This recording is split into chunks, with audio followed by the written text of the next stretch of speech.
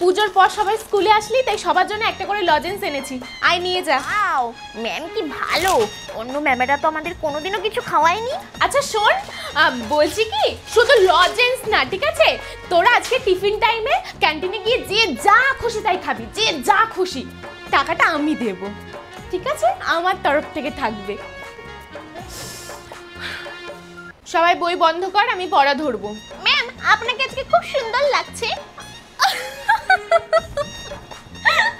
তোরা কি যে বলিস না, আর কি বলবো। আমাকে জানিস তো সবাই এই একই কথা বলে যে তুমি এত সুন্দর কিভাবে, আমি কি করে বলবো বল। কিন্তু আমি জানিস তো কোনো রকম কোনো মেকআপও করি না, আর নিজের যত্নও নিই না, তাও আমাকে এত সুন্দর লাগে। আচ্ছা, রাজা কুমিরের পিঠে চড়ে বনে যাচ্ছে, এখান থেকে রিডিং পড়। ম্যাম আপনি এত সুন্দর রিডিং কি করে পড়েন বলুন তো। আচ্ছা সবাই বই সামনে নেই, আজকে আমি রিডিং পড়বো, ঠিক আছে।